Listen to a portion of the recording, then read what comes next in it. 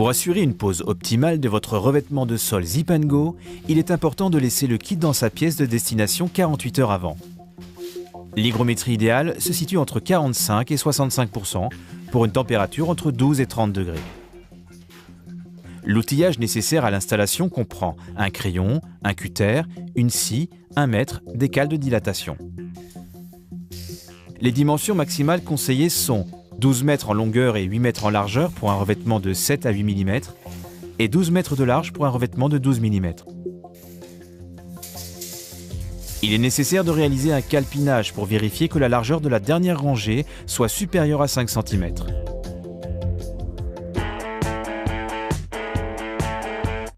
Pour préparer au mieux le sol destiné à accueillir les revêtements Zip & Go, assurez-vous que la surface soit la plus lisse possible.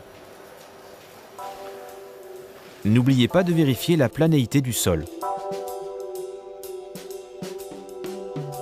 Lorsque votre sol est net, une sous-couche adaptée pourra être posée.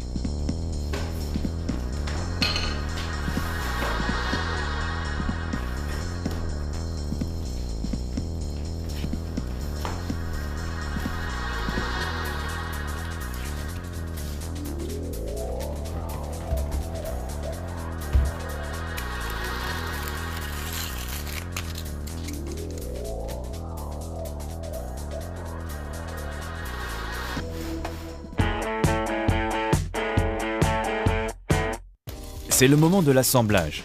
Le principe d'installation du revêtement est simple. Le sens de la pose doit s'effectuer en fonction de la lumière entrant dans la pièce. Emboîtez les côtés courts des lames et enlevez la tirette. Ce geste permet de positionner très exactement la languette entre les deux lames, tel qu'on le voit sur cet exemple. Le système Zip & Go permet également un démontage facile. Il suffit de glisser les deux lames, puis de réintégrer les deux languettes et ainsi être à nouveau utilisable. Démonter, remonter.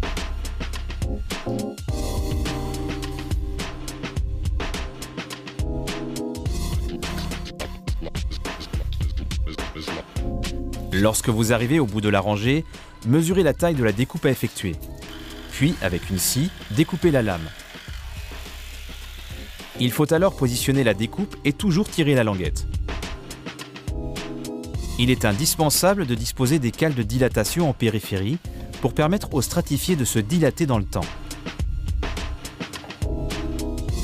La deuxième rangée de lames s'emboîte tout aussi facilement.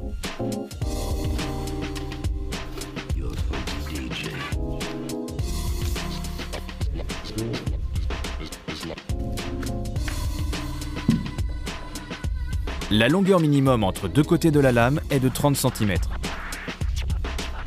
Après avoir posé les deux premières rangées de lames, n'oubliez pas de poser des cales de dilatation.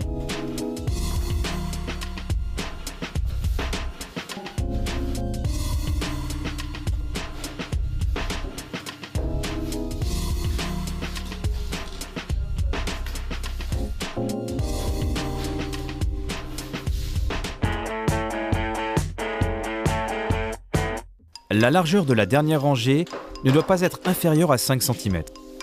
Pour la pose des dernières lames, il faut mesurer la découpe à effectuer, puis adapter la longueur de la languette pour la repositionner.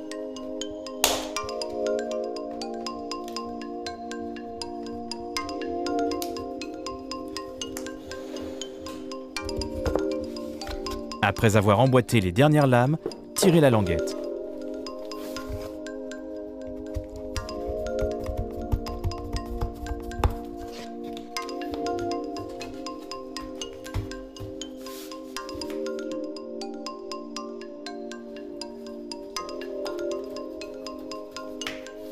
Il est conseillé de garder quelques languettes pour un éventuel démontage des lames. La mise en place de votre revêtement terminée, enlevez les cales de dilatation.